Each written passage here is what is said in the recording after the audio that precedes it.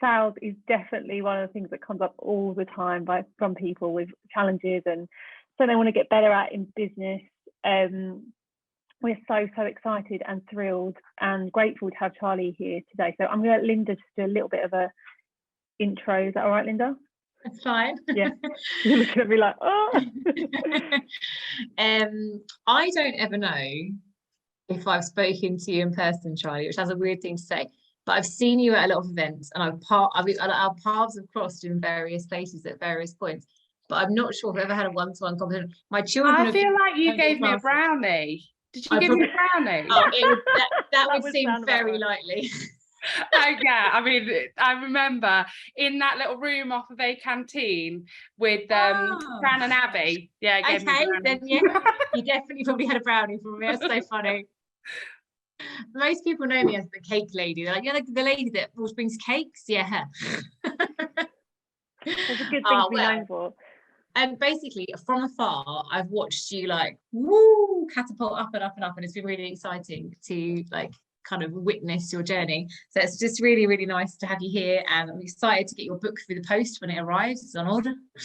So yeah, you can start wherever you like. And yeah, well, hopefully, and we'll just enjoy listening to you. I'm so excited to be here. I'm so excited to be here. And I don't know who it was. It was either Jen or Linda who in our text message conversation said, there's no rules. There's no rules. It was probably me. And I was like, oh, I'm there. There's no rules. Usually there's a very strict set of rules that I get given with these sorts of things, but there's no rules tonight, so who knows what might happen. I found that very exciting. But hello everybody, I'm Charlie Day. I'm so excited to be here. And so I'm going to talk a little bit about sales and a little bit about passive income, and we'll just like chat about it all, to be honest, because I am obsessed with business. Absolutely obsessed with it. I love chatting about it. It's like my favorite thing ever. So the idea of doing that for the next hour thrills me. But I would love to know what all of your businesses are. I don't know if we can pop it in the chat just so I get a gauge of who everyone is. And also what I would love to know is, how do you feel about sales? Do you love it? Do you loathe it? Or are you somewhere in the middle of those two things? I would absolutely love to know. We all whack those in the chat right now. So yeah, I guess what you do and your opinion on sales. Yeah, whack it in the chat. Yes, and I'll just blather on about myself for a second, just in case anybody doesn't know who I am. I'm Charlie Day. I am a serial entrepreneur. There's a running joke in my family that I've never had a real job. I've built 3 businesses from the ground up. I started as a party entertainer, then I launched a theatre school, and my last business, Phonics with Robot Reg, we franchised and it became an international franchise. And now I teach mainly women in business how to create more sales in their business. I'm absolutely passionate about sales. I love it. It lights me up, which usually scares people off. But I honestly believe that selling is easy if you just know how, and I'm here to tell people how. So that is me in a nutshell. And let's see, who've we got? Jen, business strategy coaching. I'm okay with sales conversations. I feel like it's more of a conversation about relationships, but always want to learn more. Brilliant. Steph, hello. I'm a therapist and sales make me cringe. As soon as I believe I'm selling, I feel immense pressure. Yeah, I don't think you're the only one there. Louise, professional organizer. Professional organizer. God, Louise, I need you in my life. I enjoy helping clients and have worked hard to switch from it feeling salesy and feeling more like serving others. Yes, love it. Bun in the oven, hypnobirthing. Sales are definitely a barrier for me. I find it hard. Raws and rainbows. Oh my God, I just love this. Like, honestly, I'm going to just go buy from everyone after this. I shouldn't come to these things.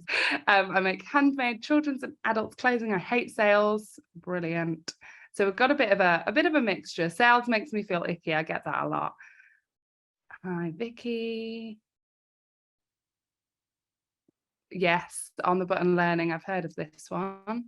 I'm so sorry about being a mute juggling bedtime. Didn't realise. Don't worry, Sarah. We don't mind. I'm rubbish with sales. I'm sure you're not.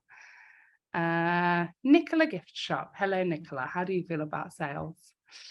So yeah, there's a real mix. That's good. It's good. That's what I like.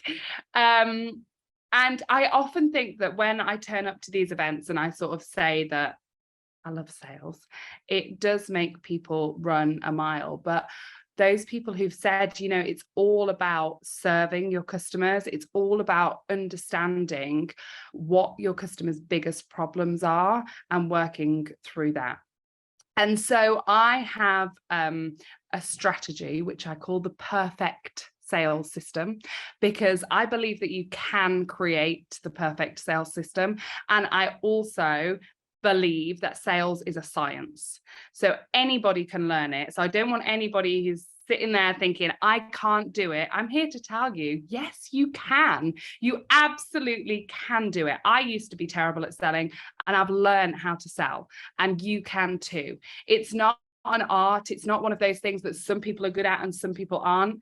Everybody can learn how to do sales. So my perfect sales system, each perfect, you know what I'm saying, each letter stands for a different thing.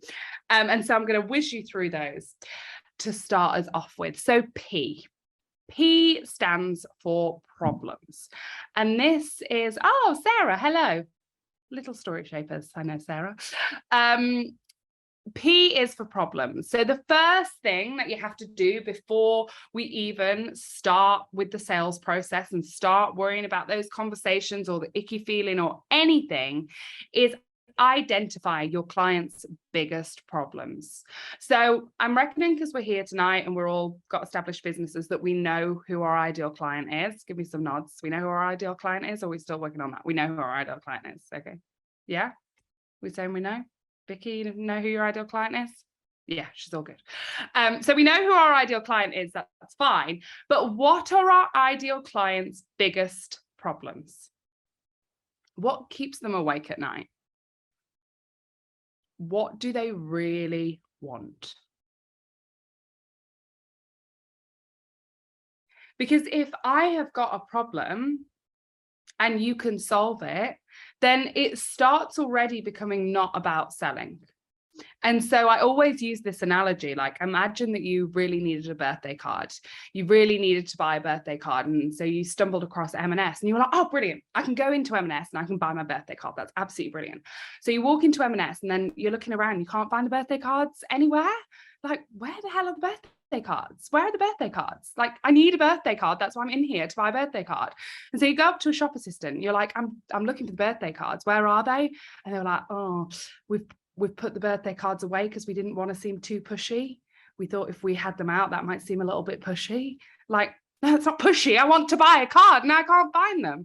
And it's exactly the same with our businesses. If people have got a problem and we aren't there to tell them, hey, I can solve that problem. I can help you out. I have got this product or service that solves that problem. If we don't do that, then we are doing our potential customers or our customers a disservice. So we have to be really clear about how we solve our customers' biggest problems, because that's going to stop them in the scroll and go, oh my God, she is talking directly to me. I need an organizer. I need an organizer in my life. Bring me an organizer right now. I'm not going to do anything until I've booked this organizer, because that is what I need. And that's the impact that we want to have. So I want you to write down either 1, 2, or 3 problems that your ideal customer has right now. I'm all about like taking action as well. So I'll make you do things. I'm sorry if anyone thought they were coming here for a bit of fun. It's going to be hard work.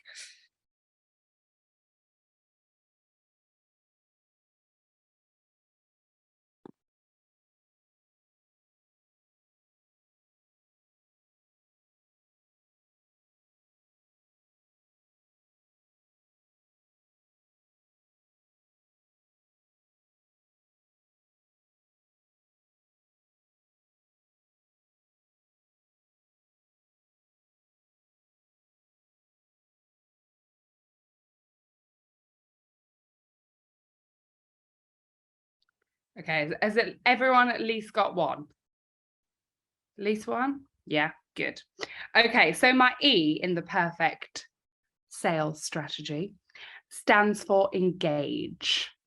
We've got our problems. We know what our customers' wants and needs are. So what we're going to do next is we're going to engage our ideal client with the right messaging.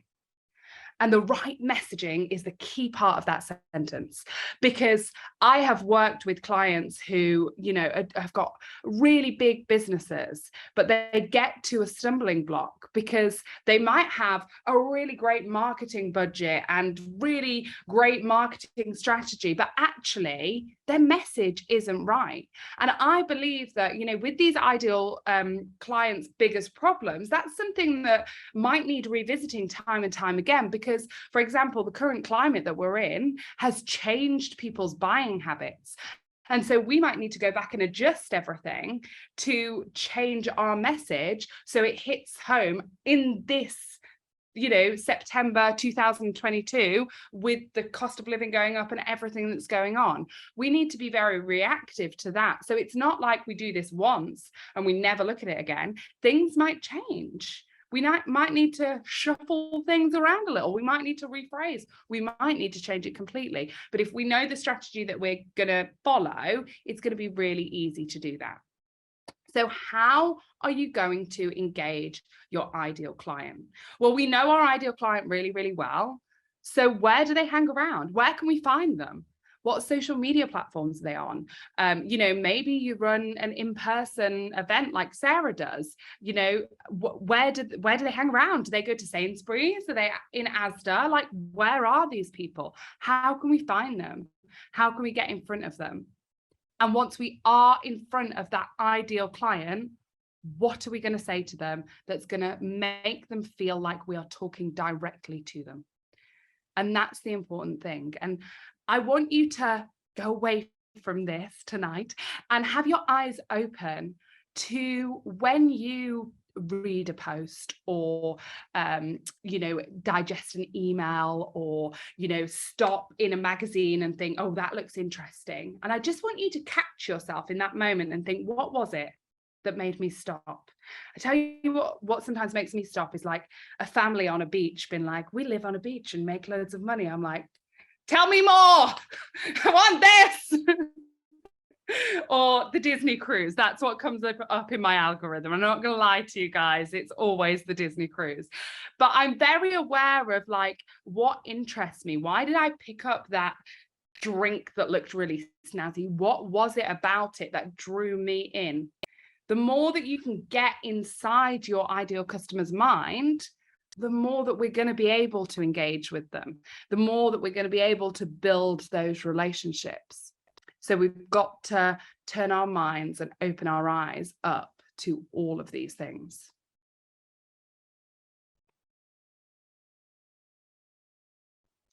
The R stands for reach, right? Because statistically, we have got to reach a lot of people to create the sales.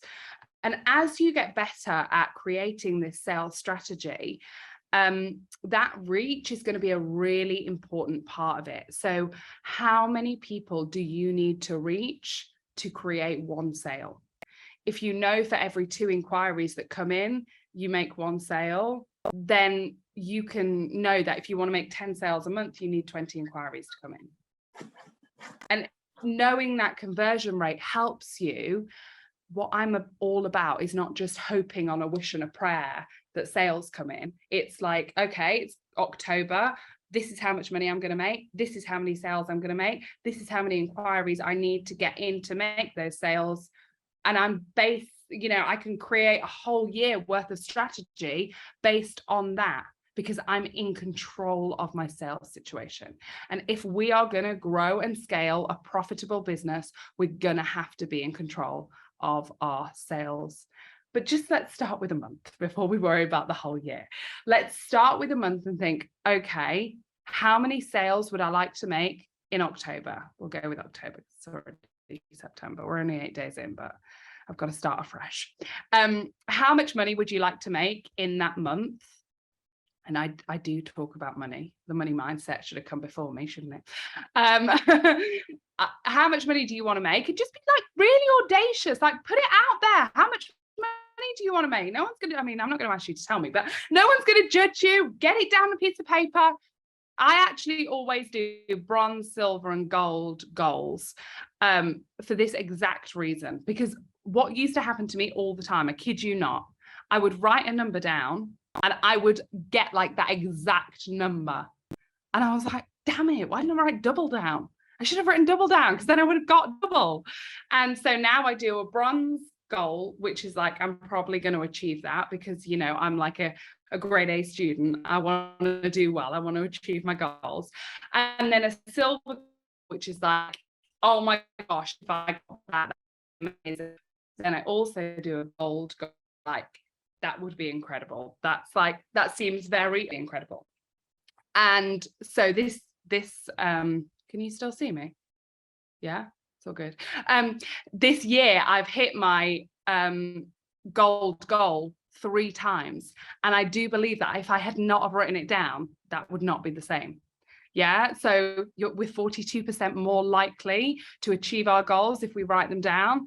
So get it down on paper, how much you earn in next month. But then I'm also a realist.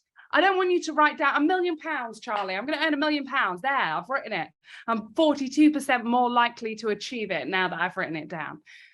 How are you going to make the money? How many units of the thing that you sell would you need to sell in order to make that money? You know, if I am a life coach and I only do one-to-one work and I've only got 10 hours a week available, and I want to make £1 million, but I've only got 40 hours a month available to do that, and I charge £1,000 an hour, it's never going to happen, is it? So it's got to be based on what we could actually achieve. So going into that in a bit more detail, what would you need to sell in order to achieve that financial goal?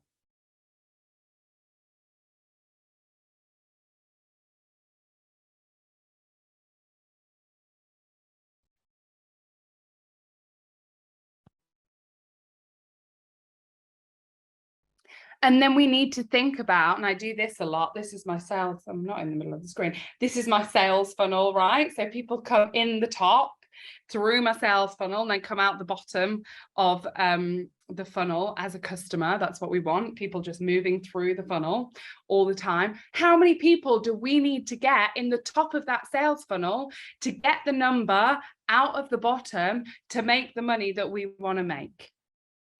And then the engagement part is, how are we going to engage with those people?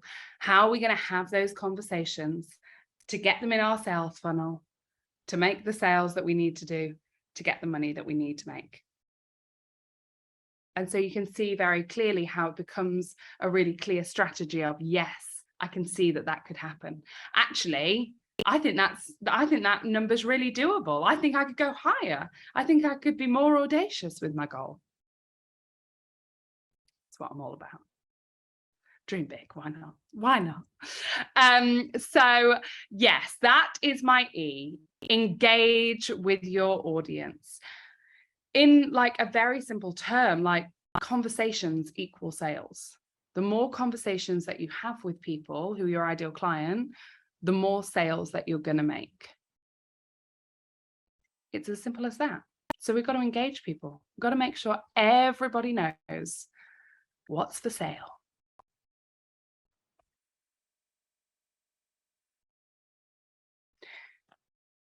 And we've got to reach new audiences.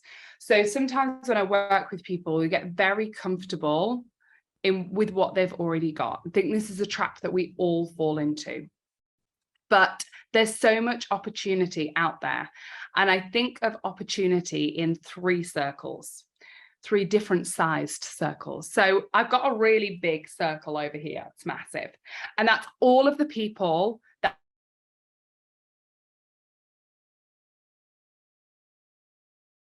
in this world or in the UK or whatever, how much opportunity there is there for you to sell. It's absolutely huge. Yeah. So we just lost you for a moment there, but I think we got the gist of the big circle. Big circle. Yeah, that everybody in the world.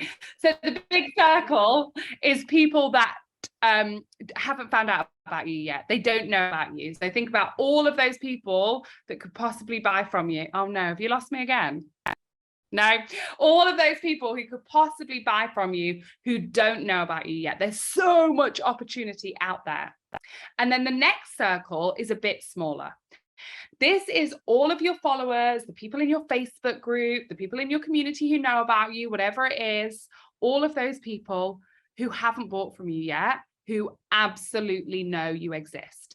It's a smaller circle, but it's a more engaged circle because we know that they're interested in what you have to offer. Otherwise, they would never have followed you. They would never have become a part of your community. We know they're the right demographic. We know that they're the right person.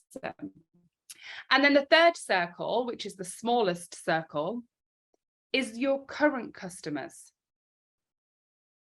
We want to create super fans who buy from us time and time again. And so we don't want to neglect that very small circle that we've got that's actually going to bring us more sales. And so this big circle over here and this tiny circle over here, well, it might be big, it might be small, it depends where you are in your journey. Fingers crossed it's bigger. You can sort of marry those two together and get these people talking to these people to draw them in over to the other side. And that is where the magic happens. What we want to do is we want to create raving fans who shout about us on social media, who talk to their friends about us. This is what I've been trying to do this week with my book launch, is get everybody talking about it, so that if 100 people go out there and talk about my book and that encourages 100 more people to buy the book, then I've just doubled my sales. So what can you do to get the word out there and to really get these people who love you to get more people in? They're like mini marketeers for you. And this has probably happened quite naturally for you. You know, everyone's got people who shout about their classes or shout about their services or whatever it is. But the thing that we need to think is, how can we create a culture in our business so everyone does it? Because it ultimately is down to you. A lot of people think, oh, I'll wait and see if Sarah will shout about the Entrepreneurs Growth Club. No, I'll just go and tell Sarah she's shouting about it. But, you know, we very much have a culture of supporting each other, and that's the reason that my business has grown so much, because people have supported me, because people have shouted about me. And so, yeah, those two circles marrying up. Sorry, I often go off into tangent. You have to bring me back. Those two circles need to work together to get it out there, to reach new audiences. That's my R, reach.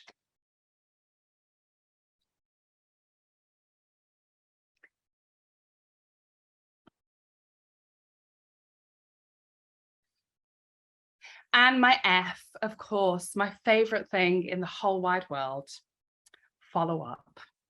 We need to follow up with every single inquiry that comes in. Does everyone follow up? Yes, Linda's nodding aggressively. Good. Yes, yes, yes. It is the single most important thing when it comes to sales. The fortune is in the follow-up. And it's not pushy, it's not sleazy, it's coming from a good place. You know, when people talk about sales being icky or sleazy, I always think to myself, as long as I feel great about everything that I'm putting out there, then it's going to feel great for the people who buy it. If you are in a situation where you're like, oh, this feels really uncomfortable, you need to change it, because it's going to feel uncomfortable for the people who are buying as well. So make sure you feel super comfortable. And my biggest piece of advice when it comes to follow up is just be direct and to the point. Hi, Linda, I know you were interested in my sales training. Were you still interested? Like, straight to the point. I get so many messages where people are like, I don't know if you were still thinking about doing this thing or not, but I'm like, no, stop. Let's get rid of the waffle. We've got no time for waffle in sales. People are too busy. It's just straight to the point. clear and straight to the point. So make sure we follow up. I now follow up with people on a daily basis.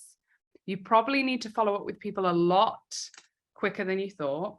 If you want to buy my book, there's a whole chapter on follow up, and I even give examples on how to follow up. That's the only pitch I'll do, I promise. E is for energy. Sales is all about energy. It's an exchange of energy, and we need to protect our energy with everything that we've got. So sometimes when I work with small business owners, I see some comparison. Anyone compare themselves to other people in the industry? Think, oh, they're so much further ahead than me. They're doing so much better than me. It's not good for our energy. That's not helping our energy at all. Something negative happens, your child doesn't want to go to school in the morning, it impacts how we are for the rest of the day. It's not helping our energy. Oh, don't worry, Amy, you're here now. Welcome. I'll recap my perfect sales strategy at the end as well, so don't panic. So yeah, we need to protect our energy because it's so important when it comes to sales. And this is another great thing to open your eyes to as well. When you're in a sales transaction, like often we will go into several sales transactions each day. So I want you to, it depends how much you shop, like I go to Costa a lot, but you know, not everyone does. I want you to open your eyes to like, how much energy has that person got? I had it today, right? So another tangent coming up. I was doing this event in Birmingham. Oh, perfect example. And we were upstairs and the like bar area was downstairs. And so I said to the guy, can I just do a tab for teas and coffees and then I'll pay it all off at the end? And he said, no, everyone needs to come downstairs and order, or you order through the app. I was like, oh, okay, not to worry, that's absolutely fine. So everyone ordered their own thing. And then I started to do a big spiel like this.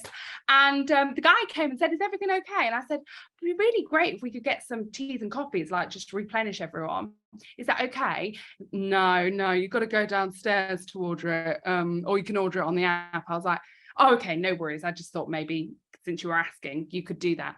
He said, I can bring everyone a glass of water if you want, tap water.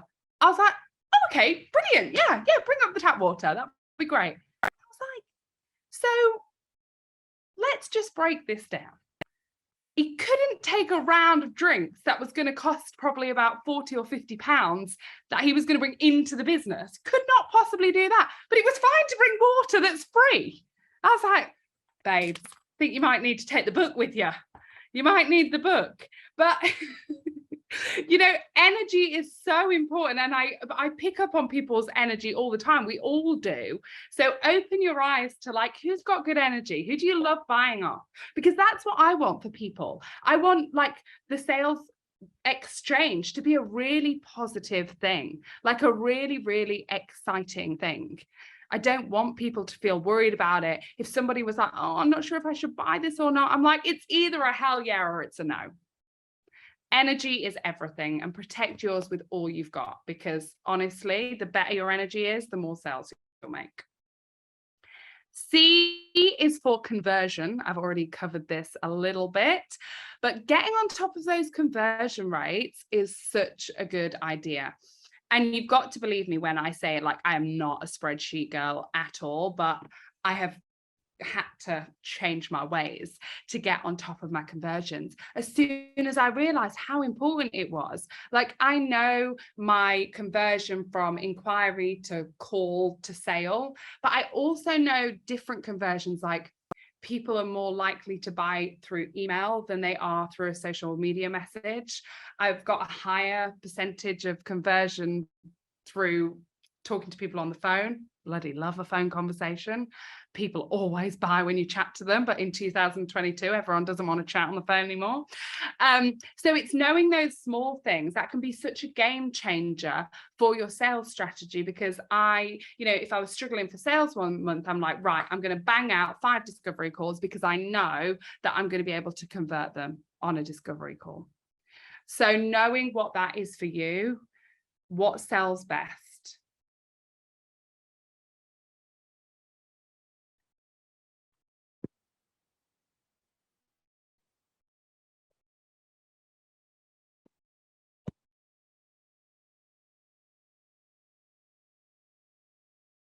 And the T at the end of perfect is for then add more.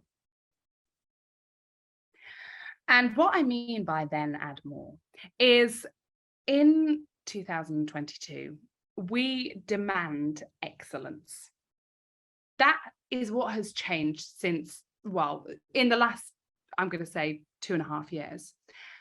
Post-COVID, people have come out and they demand excellence.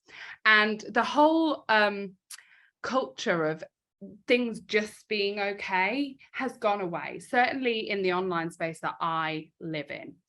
And so with anybody's sales strategy who I help, I always get them to look at their customer service. How are you going to make your customers feel? And if you look at the industries that are sort of leading, or the companies that are leading at the moment, Uber, Amazon, Deliveroo, they all have that exactly what we want as customers. And they have literally reverse engineered it and given us that thing that we want. People want things, they want to buy things, and they want them there immediately. And Amazon are like, right, I'm gonna sort that out right now. How can you do that for your customers? How do you want your customers to feel?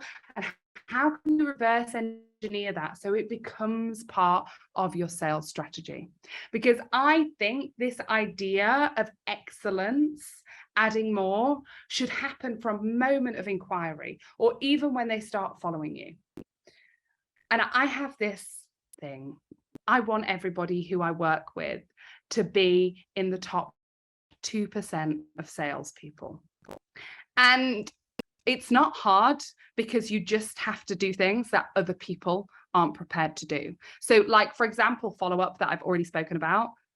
People know they need to follow up, but it's time consuming. It takes effort. What people always want to know is what they can do that's free and easy and brings in loads of money. Yeah, there isn't anything. So we'll have to do the hard things. Follow up is a perfect example of how you can separate yourself from the crowd. Like, I follow up with absolutely everybody. By following up, I make more sales. What can you do that other people aren't prepared to do to make yourself stand out from the crowd so that you become in the top 2% of salespeople? And again, this is something that we can open our eyes to and think, you know, what, tell me, let's play a little game. Tell me, where's your favorite place to shop? What company do you love buying from? What excites you? I tell you, like, when I'm feeling really fancy, like if I'm going to a wedding or something, I'll shop in Kate Spade, and I've only shopped there a few times, but they always come around the counter to give you the shopping bag. They'd never pass it over the counter, and it's just so fancy. I'm like, oh, White Company, yes, Oliver Bonas, oh my gosh, I love, like, every single thing in Oliver Bonas, I love. But the White Company is another one as well. If you buy a gift there, it's just so beautifully wrapped. And even the shop, like, everything is just so clean and it smells good. And it's tiny, tiny things, but it makes a massive difference. Yeah. So always have your eyes open to that thing. Like, why do you like shopping there? What makes that different? I'm going to whiz through my perfect sales strategy for anyone missed the beginning. So P was for problems. What problems do your ideal customers have? We need to identify their biggest problems. E, we then need to engage them. We need to get our message out there in a big way so they know who we are. R stands for reach. So reaching new audiences. This is when I talked about my 3 circles of opportunity. F, of course, follow up like your life depends on it. E is all about energy. C is conversions. And T is for then add more. And I said that I was going to talk a little bit about passive income as well, which is something that I have done in my business. And I feel like once you get all of these components of your sales strategy working really, really well, then that's the perfect time to add passive income into your business. So the whole idea of passive income is something that you create once, but sell multiple times. So it could be an ebook, it could be a course, it could be a membership, or it could be like a subscription box or a subscription service, something that you sell time and time again. See, when I started out in business, I actually started my first business when I was 21. This is why I've never had a real job. I thought I was running a business, right? I was party host, party entertainer, and I used to dress up as like Elsa and a pirate and all of these sorts of things and go to children's birthday parties and entertain them. It was hell, but I didn't think it was hell at the time. And I thought that I had set myself up a business, right? That's a business, isn't it? I am working for myself. I'm going to these parties and I'm taking the money and I'm doing the work. But really, I had just created a job for myself. It wasn't a business. It was just a job because I was just exchanging time for money. And actually, it always had a ceiling to it because there's only so many parties I could do. And actually, people only really want parties on a Saturday and Sunday, and there's 5 other days of the week. So I hadn't created a business at all. I had just created a job for myself. And so over the 10 years, 11 years that I've been in business, I have learned how to grow and scale a business. So the party business became an agency where we would take the bookings and we had a whole host of party entertainers and we would farm them out. That was when I was a business because the potential was more. And then with my theatre school, I managed it from the top, but I added schools all around. And then obviously with Phonics with Robot Reg, we franchised it. And now in my business, Charlie Day Sales, I use passive income to grow my business, which means I can create products which either I sell or I affiliate to other people and I earn back money when they sell it. And so I think it's a really good idea when you're growing your business to think of all of the different opportunities and the different ways there are to grow a business and which one appeals to you the most, because we don't just want to run a job. We want to create a business. We are independent women and we're like going to have audacious goals and dream big and not put a ceiling on ourselves. So the sky's your limit. That's the one. But I will stop there and I'll open it up to questions because that'll be fun. Any questions? I've got a question, Charlie. Can I ask you a question? Sure, Steph. How's it going? I'm very well. How are you? I'm good, thank you. Good. When you got to the section around engage, I guess this is the part that I feel like I'm banging my head against the wall sometimes, because I definitely think I limit my reach by not being creative enough with how to reach my ideal client.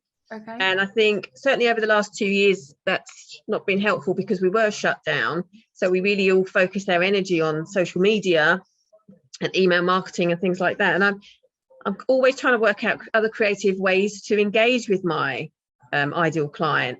And I keep coming to the same things all the time and getting the same results. So I guess it's that area that I struggle the most with. Most of what you, apart from conversion, which is all about maths and sums and stuff, and that blew my head as soon as you said that. So I'm going to get your book so I can read more about that and get my husband to help me with that. But it's the engagement part. Like once I get my clients talking to me, I'm okay. Yeah. It's that middle piece that I always struggle with. Yeah, and I think you raise a really good point around, like, you know, everyone's doing the same thing. And so it's quite hard. Like everyone's on Instagram and then everyone's on Facebook and everyone's got Facebook groups. So like, how am I going to stand out from the crowd? And I felt like that actually when I bought the book out as well, because, you know, a lot of people who I sort of surround myself with have bought a book out and they all like do it in the same pattern. And so immediately I start thinking to myself, how can I do things differently? How can I make sure that I stand out from the crowd? So like, that's the way they've done it. So I want to make sure I don't do it that way, because I want to do something different. And I tell you what this is what I noticed about podcasting. So I've got my podcast, the Entrepreneurs Growth Club podcast. And it's exactly the same thing. Like, everybody is on Instagram, everyone's on Facebook. But when I went into that circle of podcasting, it really engaged a different audience, because not everyone's got a podcast, but everyone wants to get on podcasts. So suddenly I was having conversations with different people, and people who I'd tried to, engage with them before, like, oh, we should collaborate. They were like, who are you? We're suddenly like, oh, can I come on your podcast? And, I've had some absolutely amazing guests. Denise Duffield-Thomas, if you don't know Denise Duffield-Thomas, go and follow her. If you want to know about money mindset, she is the queen of money mindset. She's amazing. And she came onto my podcast. And so it's that sort of thing. So I'd love for you to go away and really think about, like, well, actually, what can I do that's different from what other people in my field are doing? And also, what do you love doing, Steph? What's your favorite? Do you like video? Do you like writing? Do you like audio? What do you love? I love a video. I love doing reels. I like doing stories. I have no problem public speaking or anything like that. So yeah, that would be my absolute dream, to do that more. And what about a bit of TikTok? Oh yeah, I'm on TikTok. Yeah. And how's that going? Yeah, it's a bit hit and miss, to be honest. If I'm on it, Okay, so what I would do is I would look over the last month of your content on your most engaged platform, and I would have a real look and be really, really brutally honest with yourself. What do your audience enjoy the most? And I would just do more of that. Okay, I shall review that. Review it. And also, sorry, I said I wasn't going to pitch again. Here I am. But next week, starting on Monday, I'm doing a sales surge, 3 days. It's completely free, so this isn't a pitch. I'll put the link in the chat. But we're just going to work for 3 days just to increase the sales in all of our collective businesses. So I'll be talking more about all of this sort of stuff. So you should join that. Thank you. Holly, thank you. Please feel free to pitch and tell us what you do and what you want. We always ask our speakers to be really open. I forgot, there's no rules. There's no rules. I can do anything. What we can do to work with you. We want to hear about all of this great thing. If you send us the link to your bits, we'll post it on the Facebook group as well. But you can put it in the chat as well, obviously. Thank you. Anybody else got any questions for me? Hello, my friend down here. Katie, hello. Hiya. So I was just like thinking, right, I've got literally about 1 million questions that I want to ask you about, like, okay, I'm here for it. What's the best one to ask you? So my main one, I guess, at the moment is, obviously, with the cost of living crisis, a lot of people are being a lot more careful about spending money. And basically, so I've got a subscription box and the Mindful Parenting Company, and it basically, all of the costs are going up from all of the people that I'm buying from, the boxes going up, everything's going up. But I don't want to put my prices up necessarily, because people are already cancelling and saying I'm like being really affected by cost of living. So I was kind of wondering how do you just kind of put your prices up anyway and kind of say, well, ultimately I've got to make a profit? Or like, I don't know, what do you think? So can you just tell me a little bit about what's in the box? Yeah, so it's a baby and parenting box. And so I'm a health visitor, so it's kind of an educational box each month about what's kind of going on developmentally each month. So there's a lot of information in there, a lot of activities. So that's kind of where the value comes from. And then there's like 3 things in the box as well. So there's a toy, a book for the baby, like a toy for the baby, a book for the baby, and then there's a gift for the parents. And have people directly said to you, I'm cancelling this because of the cost of living? Literally just one person. Okay. But I know that a few people are kind of cancelling anyway, because if their baby's at like a particular milestone, like a year, then they're kind of cancelling at that point, because it goes on for 2 years. So people are kind of cancelling at a year. and saying, oh, I kind of agreed with my husband that we'd subscribe for a year, and like love the boxes, but like I'm kind of, you know, I need to cancel at this point. Okay, so here's what I would do. I think, like, in general, we just need to shake off any sort of cost of living crisis, unless like it directly impacts you. You know, if it was something that directly was impacted by the cost of living, then it might be a different conversation. But ultimately, people are still going to be bothered about the education of their children, the development of their children, regardless of how much energy is costing. That is always going to be something that is of utmost importance to parents. So what I think I would do is I would just focus on, like, my ideal client is people who want to support the development of their child. And so I'm here to find those people who want to do that. If the box needs to go up, the box needs to go up. Like, your percentage cannot come down. That makes no sense.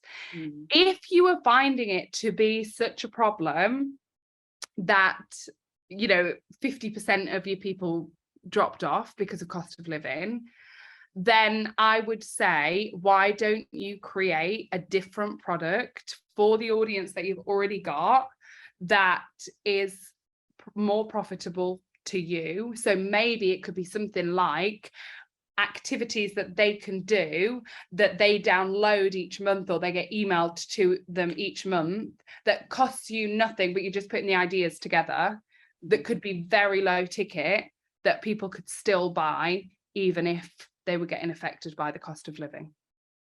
Perfect. Yeah, great idea. Thank you. Thanks, Joe. Anybody else got a question for me? I've got a question. I also really love that idea, by the way, as a mum, Katie. I think that sounds like a really cool thing to have. I'd really love to ask you, Charlie, about your passive income journey. So you've obviously just launched your book and we can see that, but I'd love to hear kind of how your passive income journey started and what stuff you bought out and how you kind of started it yourself. Yeah, so I started my Facebook group. My Facebook group's called the Entrepreneurs Growth Club, if anyone wants to join it. I started that on the 2nd of March 2020. And basically, I used to spend a lot of time talking mainly about franchising, actually, to people, and people would be like, oh, Charlie, can we go out for coffee? I want to ask you a few questions. And because I've always loved talking about business, I'd be like, yeah, sure, where should we meet? And then the coffees became lunches, and I was going out for all these lunches. But ultimately, the people at Phonics with Robot Reg were like, you need to do some work in the office as well. I was like, damn it, I just want to talk about business. And I'd made loads of friends along the way. In fact, like, I think I knew even before I'd started the Entrepreneurs Growth Club. I've known Steph for ages. So I'd made like loads of contacts and loads of friends. So I thought, do you know what I'm going to do? I'm going to start a Facebook group and I'll just get all these people in it and we can all share ideas together. And so I started the Entrepreneurs Growth Club, no idea what I was doing whatsoever. And at the end of the first week, there were 250 people in the group. And I was like, oh my gosh, like, this is so exciting. Like, everyone had brought their friends in and said that it was a really good group. And so I was like thrilled that this had happened, and I couldn't really believe the growth in it. So I just plodded on. Obviously, then COVID happened like 2 weeks after I launched the group, and I was like, oh my gosh, like, I did not see that coming. And obviously it was massively impacted Phonics with Robot Reg as well, because they were all in-person classes. And so people were asking me, like, how could they pivot their business? What could they do? And like, the general mood of the entrepreneurial world was quite low. So I would just go live every day, like lifting everybody's spirits. And we used to think of like one positive thing a day. I used to have this positivity thread that we would do.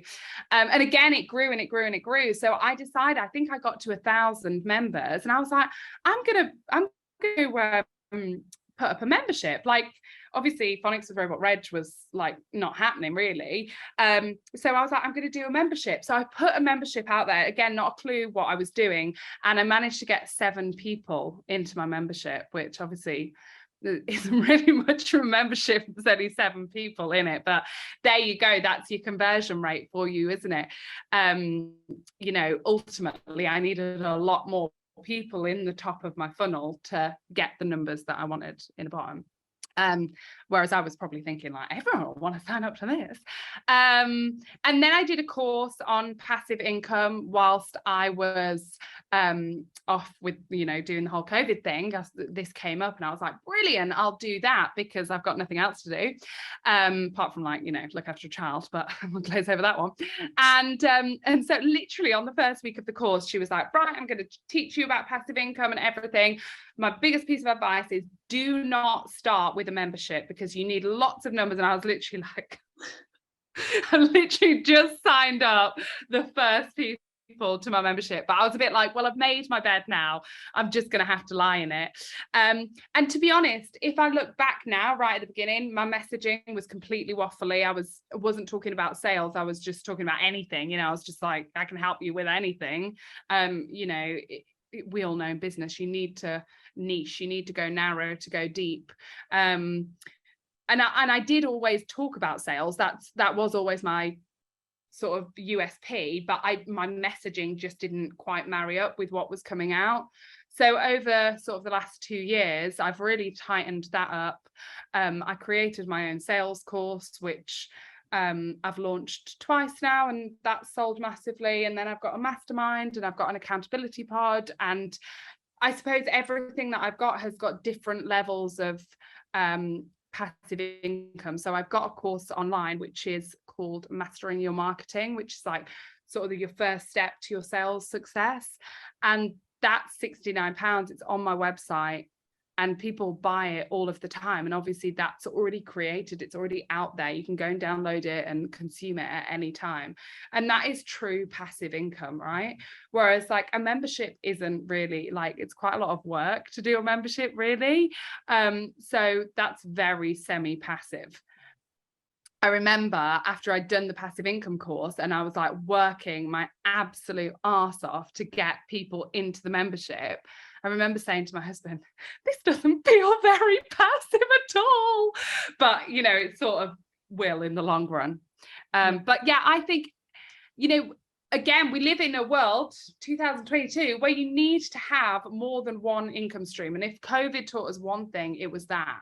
Like, if you haven't got a passive income stream set up, I would just get one set up. Why not? What have you got to lose? Yeah, absolutely. And the book, obviously, and the podcast are other kind of areas, I guess, as well.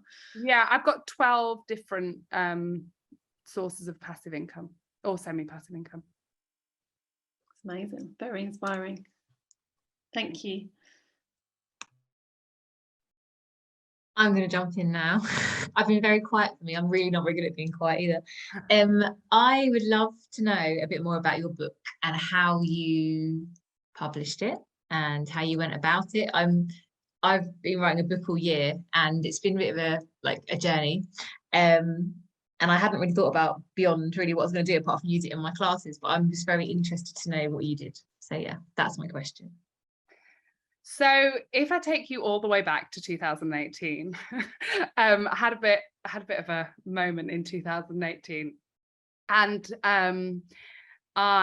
that's when I sort of started doing personal development and that sort of stuff. And at the end of 2018, I watched this seminar on goal setting. And because I'm like a 1st of January sort of girl, on the 1st of January 2019, I started goal setting.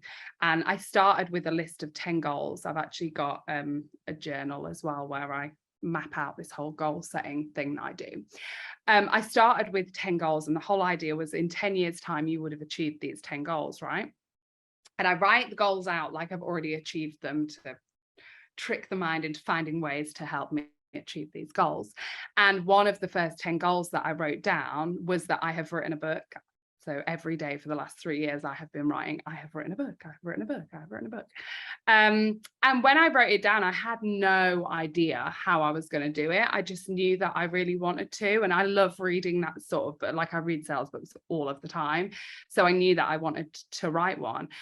I didn't have a clue how I was going to do it, but basically through people that I've met along this weird and wonderful journey, I met somebody called Abigail Horn, who runs a company called Authors and Co. And it's basically like a hybrid publisher. So I wrote the book and they published it for me. And so they sort of guided me through the whole process of writing a book. I didn't have a clue what I was doing. I'm not particularly good at writing. This isn't going to sell it. I'm not particularly good at writing. It's not like when I said to Steph, what do you enjoy? You know, I love podcasts. I love podcasting. I love like this, having chats. Writing, you know, I really have to discipline myself. Come on, Charlie, we're writing a chapter now. And so I wrote it and I was like so proud of myself that I've written this book. Like, and it's not too lengthy either. It's quite a reasonable size, so I feel that people can read it and digest it well. And then the editing process started and I was like, oh my God. She was like, you just need to read it again another 3 times. I was like, oh my God, I'm going to shoot myself in the head. And then it was the front cover, and I really couldn't have done the journey without Authors and Co. And they helped me with the launch as well on Tuesday. So yeah, it was really good. And it's weird how I met Abigail and this whole opportunity to write a book, because she sort of approached me about it, came along, and I like think it's just so coincidental that obviously I wanted to do that. It was on my goals list and now I've done it. So yeah. Congratulations. It's amazing. It's a massive achievement, isn't it? Yeah, no, and on Tuesday it all just felt a bit surreal because I've been like working up to this for so long, and then it was like, no, it's out in the world. Yeah.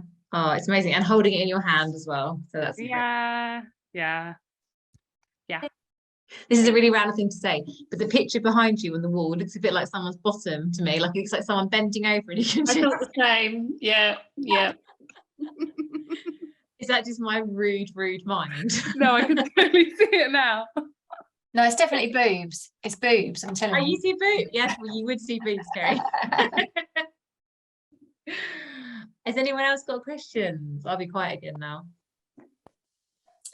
I'd like to ask you, Charlie, about messaging, because for Engage, about you said about getting the right messaging, and I think that I have tried really hard to hone in on what my messaging is.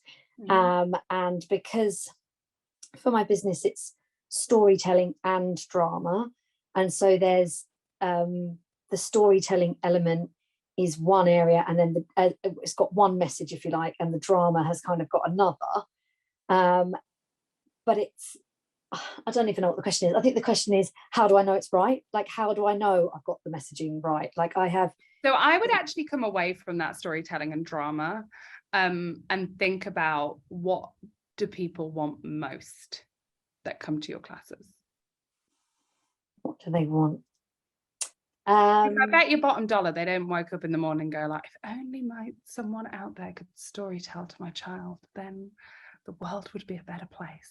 Yeah, and I guess that kind of so they want their children to get into reading, and they want to do it from an early age. So that's that messaging. And then for the drama, they want their children to be confident. I get quite a lot of children on parents that come and their child's shy or reserved and they don't really want to join in, and they do a class, and then we start to see the progression and the confidence kind of grow. So that's what I kind of mean about, we've got parents. And so what do parents say to you? Like, oh my gosh, Sarah, I just love your classes because?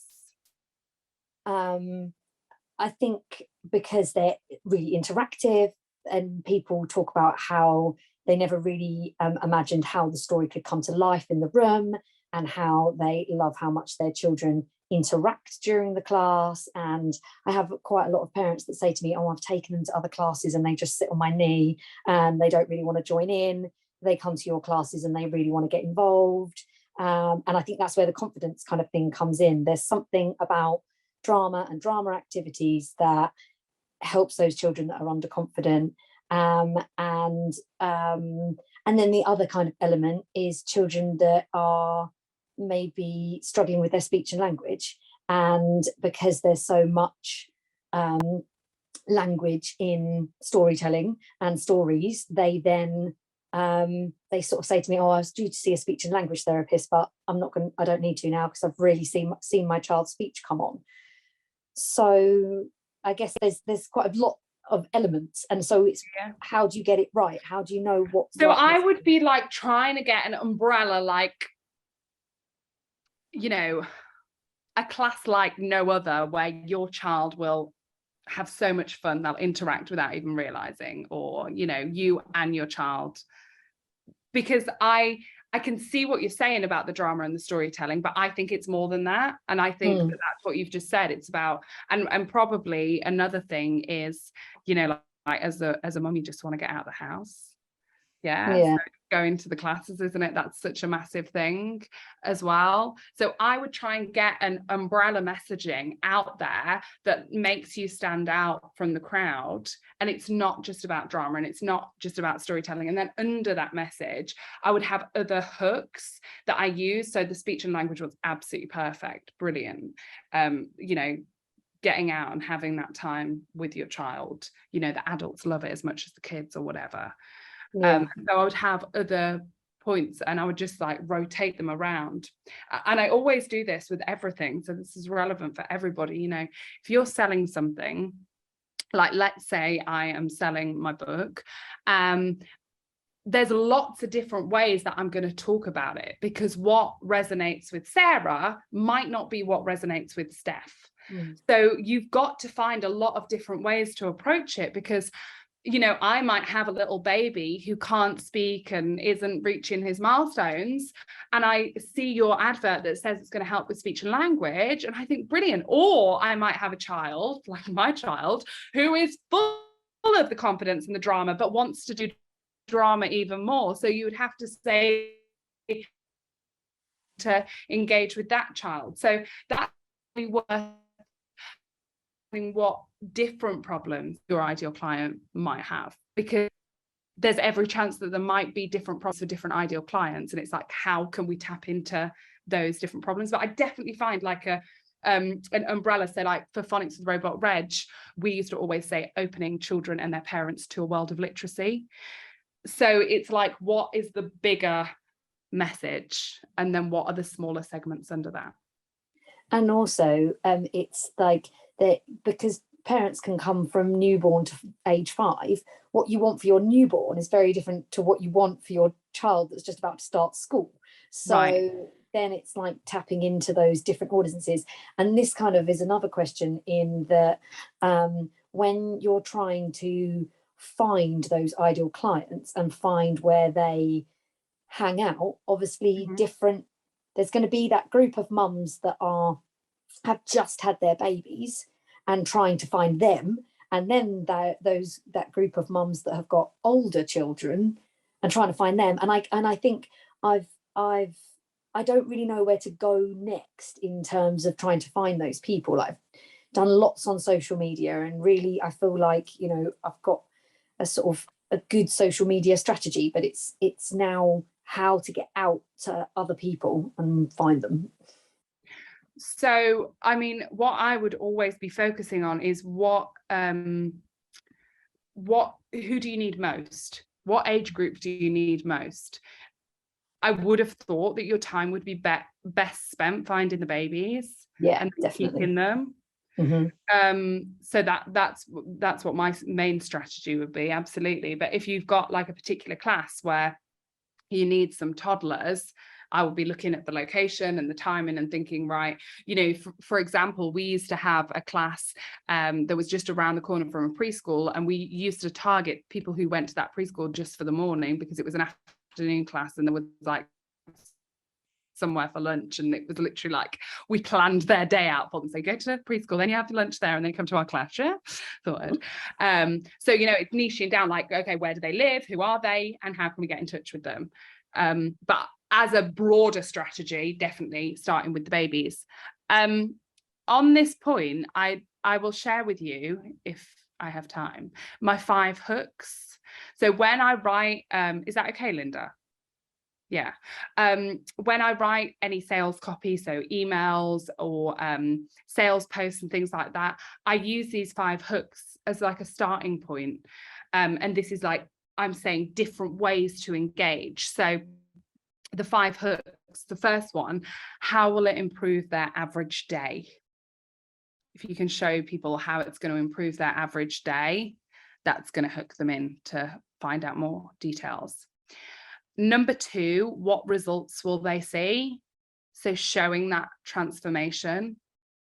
So sometimes that might show up for you, Sarah, in a post about little Johnny who didn't interact with any class, but then after 3 months of coming to you was life and soul of the party. What problem does it solve?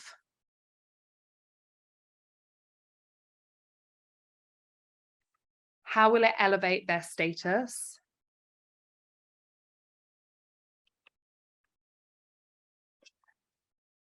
And how will it make them feel?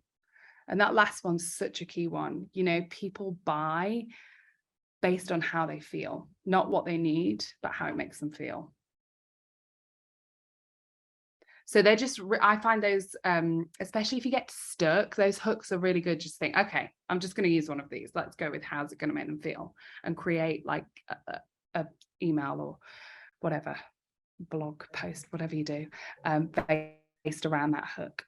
Charlie, can you just explain how will it elevate their status? What do you mean by that? So, for example, Phonics with Robot Reg, this is a perfect example. Parents love to be that one step ahead, right? So going into school, they would, oh, we know about phonics, don't worry, we've already done phonics. People loved that sort of elevation of status. So we would go like, you're going to be the parent in the know, would be the hook to get them in.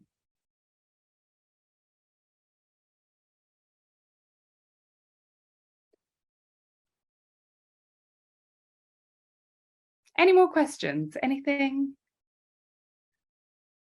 I was just going to say one thing, which is not a question, but it's to Sarah, about attracting babies. Attracting babies, that sounds a really strange thing to say.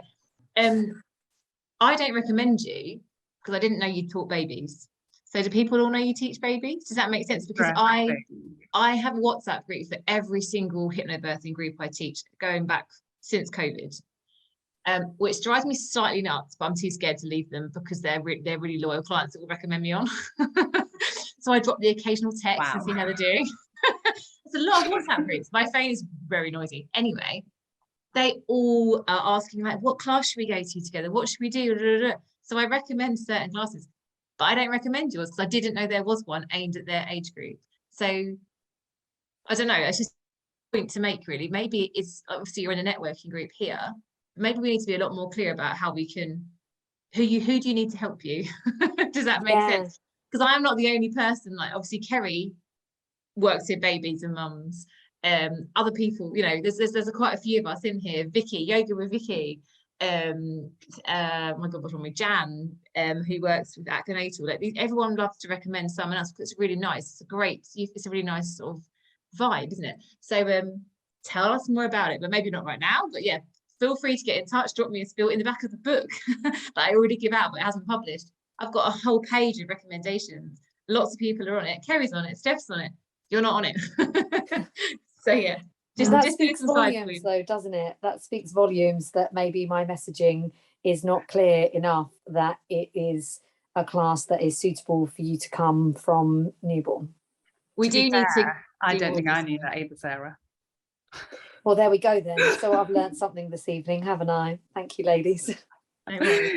I'll be quiet again. But I think, and I use this often as an example of good messaging, right? When you're in these networking groups, it's really good because whenever I'm in that situation where people introduce their businesses and you have to sit down and listen, I enjoy it because obviously loads of businesses. I always think to myself at the end, whose business could I confidently stand up and reintroduce? Because whoever that is has got their messaging bang on. You know, when someone stands up and they're like, I sort of help people who like want to be helped but don't want to be helped, but they really want to be helped, but I'm not sure if they want to be helped. And I do that in a very subconscious, conscious way. And you're like, what? what the heck do you do, love? Just get it out. And then you get other people who are like, I help people make more sales.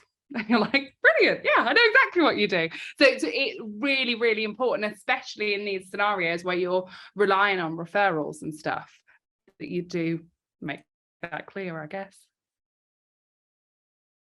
Katie, are you the Mindful Parenting Company? Hello, yes, that is me. I've only just put your face to name. This is what I carry around in my bag whenever I see thanks. a go. Ta-da! That's me. And, yeah, and I would do the same for you, Sarah. And then I've got these. These are Lena's. Gorgeous. They love these, Lena. So yeah, I would definitely carry anything, but I didn't know about the children's, the babies either.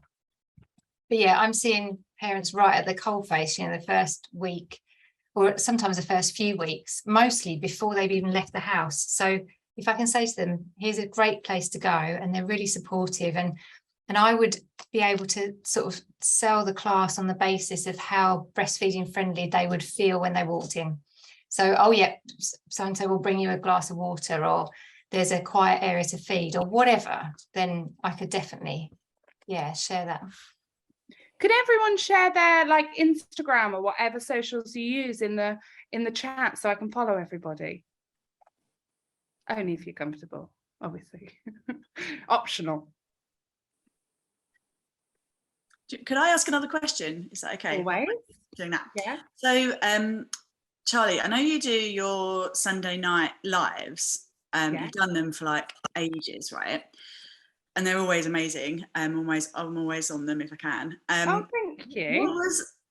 Did you start doing them like once you had an engaged audience, or would you say that was the thing that got them engaged, or, you know, what came first? They're kind of yeah. So I did not do them whilst I had an engaged audience. I started them week one, and my husband used to laugh at me because, you know, like on a Sunday you don't always wear your makeup or whatever. So at 7:30 I'd be like putting my makeup on. He's like, Charlie, no one even watches this live. I'm like, they will one day. And then I'd come off the live. He's like, anyone watching today? I was like, no, not today. And then I remember one week I came off and I was like, oh my God, Lewis, there were 8 people watching me. It was such a moment. And yeah, obviously, you know, everyone has to start somewhere. Like I've done loads of lives and stuff where people don't watch. It's fine. The thing about Facebook, right, and this is why we should all be doing lives all the time, is, and same on Instagram, everyone's going to get a notification to say that you're live. They might not be able to join and watch. They might not be able to commit half an hour, but your name is going to come into their mind because they're going to see Charlie Day is live. And when they keep seeing that I'm not going away, they're like, okay, I'll come and watch one week. I'll give her a chance. So yeah, it was very much not an engaged audience at the beginning. Cool, thank you. Just to say, Charlie, it's really nice how humble you are and how vulnerable and open you are about like the challenges and how you were at the start. And it's really nice to hear that part of your journey. I think we have to be. I think like there's so many people out there who just like, I've worked 4 hours a week and now I'm a millionaire. I'm like, you didn't know, did you? Let's be honest. So yeah, I'm here for it. Absolutely. And I'll just ask another question if that's okay. Has anyone else got a question before I ask a second? Okay, if you have, then please go ahead after me. I have launched my podcast this year, which was a massive goal that I've been thinking of for like 2 years and putting off on the back burner because of being quite time poor, and I still feel very time poor. I'm just interested to hear about your journey with your podcast and if you've got any advice or tips.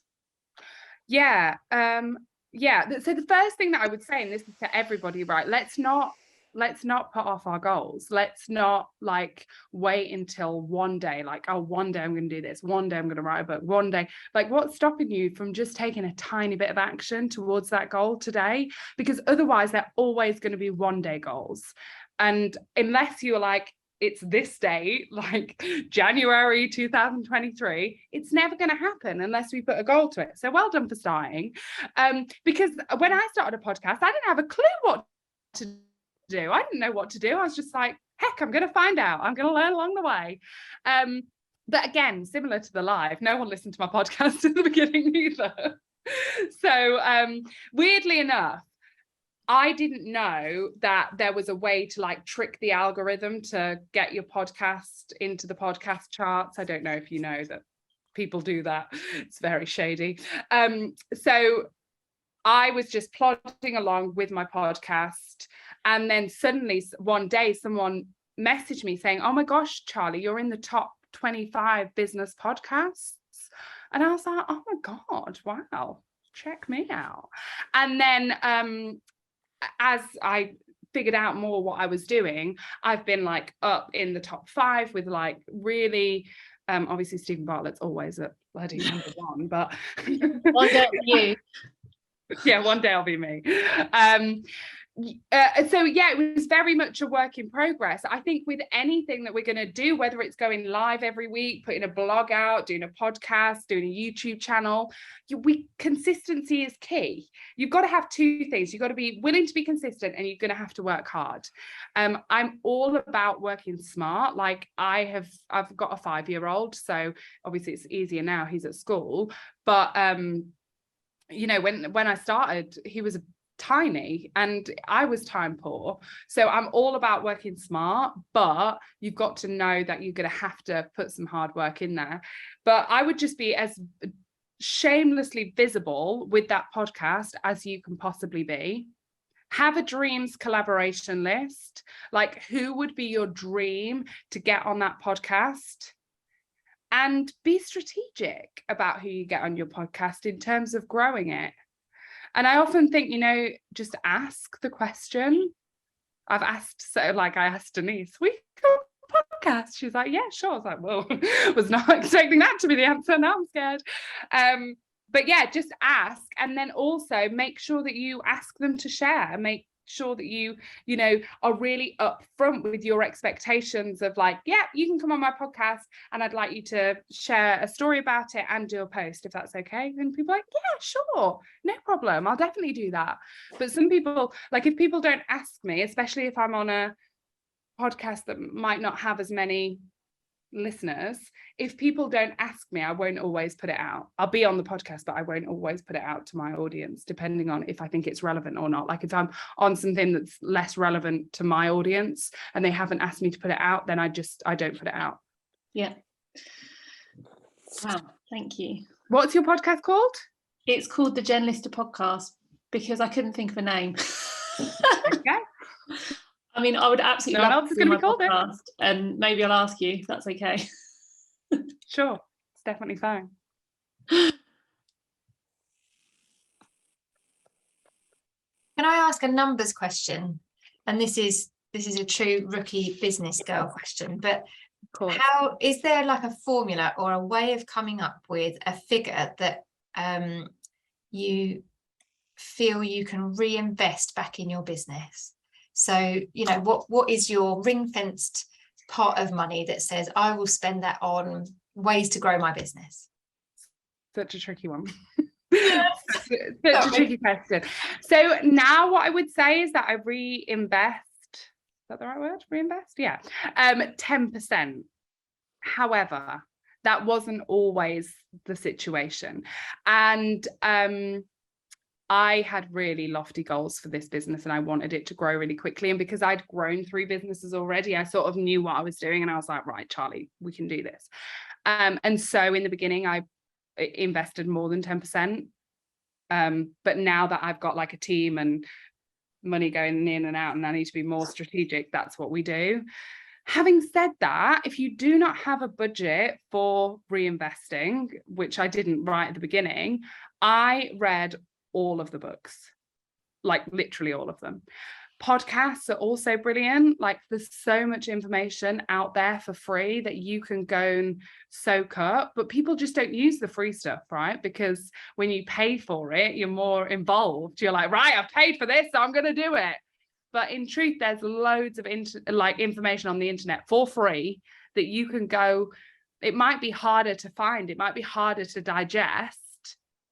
But like people come to me and they're like, Charlie, I really want to make more sales, but I haven't got any money because I'm not making any sales. And I always say, well, just come to my Sunday Night Live every single week, ask a question, go away, implement it, come back the next week. There's loads of people in the Entrepreneurs Growth Club who do that, who, you know, don't necessarily pay for my services all of the time, but have still learnt loads from me. So yeah, if you haven't got the budget, then I think it's more, and as your business grows, you'll find this more about a time thing, setting aside that time to go, actually, I'm going to spend half an hour a day learning and finding out the things that I need to know to grow and scale my business. Thank you. That makes complete sense.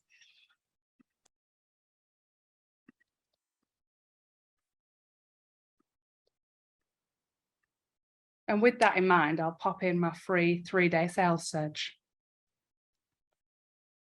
Do you want to put the link to your book, Charlie, as well? Or do you want me to pop it in? Ooh, I don't know if I've got it to hand. I can grab it if you like.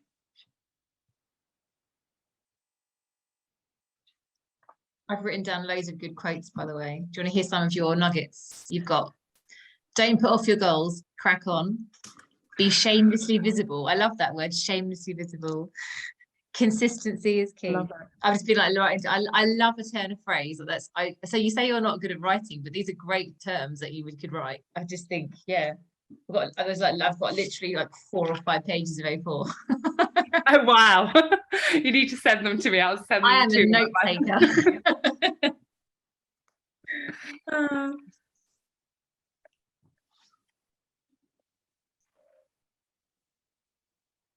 Any more questions? Anything at all?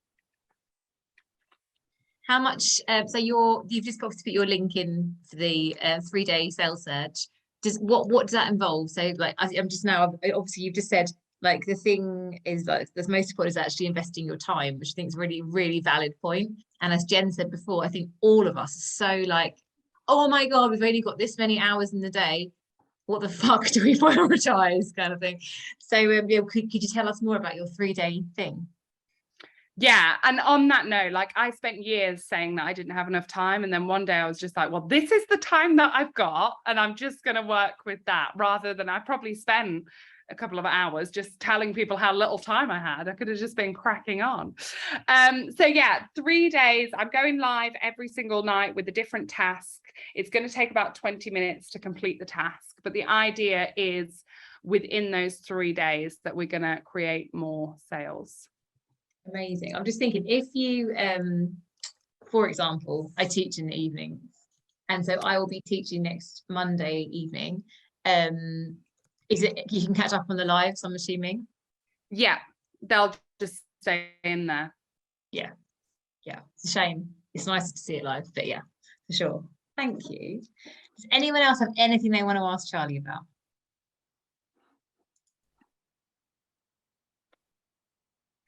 Thank you so much for having me. It's really weird. Zoom's so weird, isn't it? Because in a room there'll be like a little buzz and everyone will be like nattering. Like silence. Well, I personally have loved it, and as always, like you're very inspiring and very like you talk about energy, and I think again I'm someone who values energy so much, and I always try and give everyone loads of energy when I teach, and you've given us loads of your energy tonight. So thank you, because I'm sure that you're probably quite knackered. So yeah, my publisher did get in touch with me, and she was like, is there a down day coming up for you? I was like, nope. There's no time for down days. We are very lucky to have you on the week you've launched your book, so thank you very, very much. There's lots of thank you messages coming on the chat at the moment, so I'm gonna just go and follow everyone now. So thank you. You got a picture of all our ats, Charlie. You've got to capture it all. Oh, you've gone on mute, Charlie. Maybe you know that you might have done it on purpose. Sorry, I was saying I'm going to do it now. You're fine. You're fine. You're fine. With just before I forget to say this to everybody, and I think you probably know this because I've been shamelessly visible the last 2 days, completely invisible over the summer holidays. But just reminding people about our event on Tuesday. genuinely think it's going to be brilliant. I know I said that about everything, but me and Jen put our heart and soul into everything we create for you guys. So if anyone is still interested in coming, tickets end today, because we have to let the venue know and we have to confirm our food with Elle. And it will be so amazing if anyone else wanted to come, because obviously we do create these events for you guys. And so it would be lovely to have as many of you there as possible. I'm being shamelessly visible, and I'm actually got a bit red saying that. Because I do struggle with sales. I love making things and I love creating them and I love teaching and delivering, but the actual like, please come part does not come naturally at all. It makes me sweat slightly. So there you go, out of my comfort zone, boom. But we have, I think we have 5 or 6 tickets left, and it would be really nice to have you there because we want to see you. So that's next Tuesday at Patch, as you will know, because I've been banging on about it for 48 hours. Anyway, so that was just I love the in-person stuff though, and like I find that with networking, like I am so grateful that I've built a business on Zoom, and that's brilliant, but when you get in person, I just think the connections happen so much quicker, and like people buy from each other. They do, and I think if nothing else, this teaches you. I wrote a note to myself earlier about maybe we need to have a referrals month in the village, because we spend a lot of time training and learning about other stuff to implement in our own businesses. We don't spend enough time learning about each other's, and that is the beauty of an in-person event. The last one we had at Bill's, I made so many more personal connections just sitting around the table chatting. And so Jen and I have got some really nice activities planned for Tuesday, which will get everyone kind of focused and inspired, but equally there is time just to bloody talk, have a cup of coffee and eating good food. So it's a combination of both elements. So do you guys have a Facebook group? Because I don't think I knew about this until you guys asked me to speak in it. We do have a Facebook group, yeah, but it's not a public one, but you can totally join. No, you can totally join. I'm inviting myself in, I'll join. Yeah, you're not invited to, love. You are so welcome to join. Yeah, and then we've only recently launched on Instagram, because me and Jen were both a bit, again, time poor, prioritizing where we could put our energy, but we've realized that we need to be a bit more shamelessly visible. So yes, you do. And you're there we are. Welcome to come Tuesday, Charlie, but you might be up north then anyway. But yeah, obviously the invite is to you as well. Thank you. Love Essex, love Chelmsford, just love the kind of the little bubble that we create in that area. It's nice. It is. How we end our sessions, because the village is about well-being as well as about business, is I always run a little relaxation just to get people to like try and switch off a little bit, because otherwise you come away and you're like, oh my god, I've got so many ideas. But I tend to write a note to myself, and I'm going to come back to this tomorrow. So I'm going to do a little breathing exercise, because all of you know that I teach hypnobirthing, but I have become fascinated by breathing recently, and every podcast I listen to is like breathing related, and how much it basically helps restore you and build you up and give you energy and all that jazz. So I thought a really nice thing to do would just be to literally do a few minutes of breath work, just to kind of calm ourselves down and allow us to kind of rest after this point. And as always, I would always encourage you as much as you can to like have a little cut off, otherwise we just exhaust ourselves. So you can either leave your cameras on, you can turn them off, do whatever you want to do. You might want to light a candle, you might want to turn the light off, you might want to turn, do you, whatever you want to do. But it's been so lovely to see you all tonight, and I feel very energized and very excited, so that's really good. So it's basically just a little belly breathing exercise. I'm going to give you a tiny introduction. So belly breathing connects us with the vagus nerve. The vagus nerve slows the heart rate and acts as a messenger between the central nervous system and the major organs. It calms the immune response and communicates with the muscles that control respiration and digestion. So here we go. Your body always remembers to breathe all day and all night. We're so clever. We just take it for granted. But sometimes when we're stressed, our breathing changes and it becomes shallow and fast. But when we breathe slowly and deeply, we feel calmer. So let's begin to practice this way of breathing.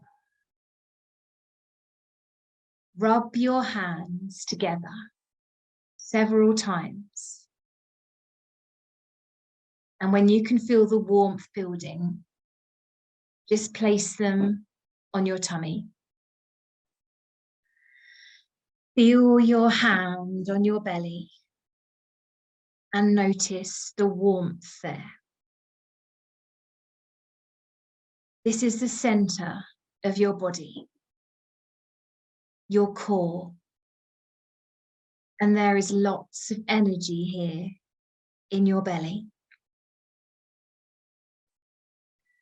Imagine that under your hands there is a small glow that grows brighter and brighter, and it becomes a balloon or a ball, and you can make it any color that you like. As you breathe in, this balloon gets bigger and bigger. And each time you breathe out, your belly falls down flat and the balloon or ball flattens too. So let's continue, focusing now and gently pulling the air in. As you breathe in, notice the cool air smoothly coming in through your nose or mouth. Notice how it feels as it passes through your windpipe, gently filling your body. And when your lungs have fully filled, your belly has expanded, and you can now breathe out as your belly flattens again. Practice this with curiosity, just letting yourself feel this experience in your body. Continuing to breathe in and out at your own pace.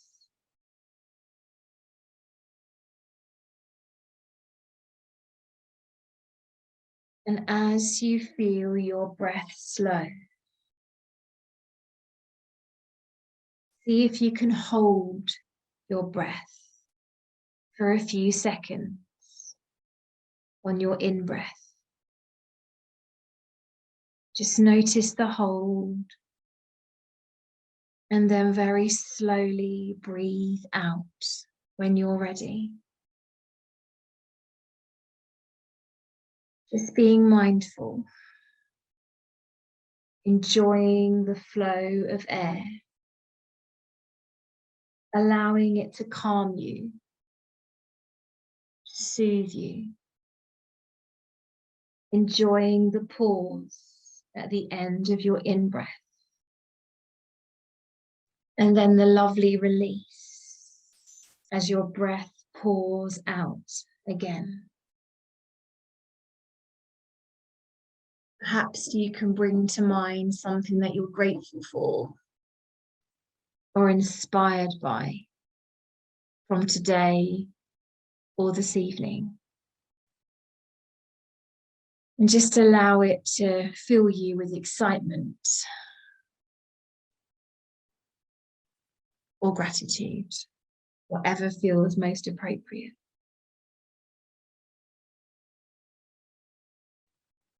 Continuing to gently breathe in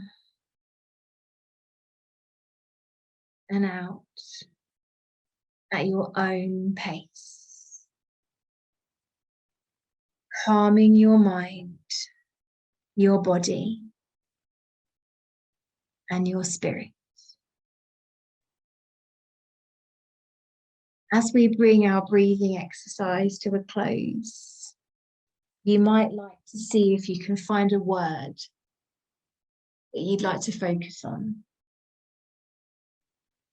Any word could spring to mind. And just remember your word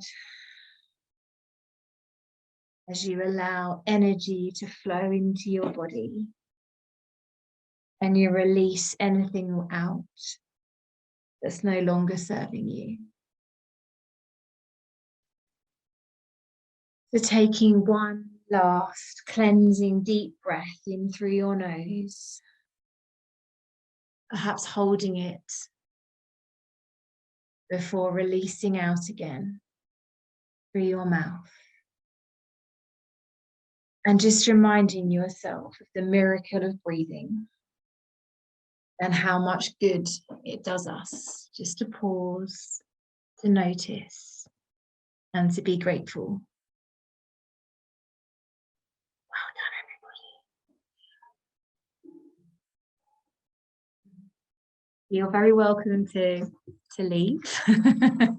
It was really nice to see you all. If you want to drop any more comments into the box or chat for a bit longer, me and Jen are going to sit here just for a minute or two to catch up.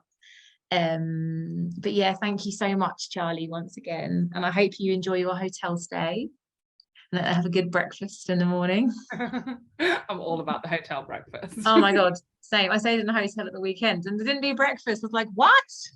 Oh my god. I know, very disappointing. But yeah, I hope you get a good rest tonight and I hope tomorrow goes really well. Thank you. Thank you. See you later. Thanks, Charlie. Thank you, everybody. It's lovely seeing everyone.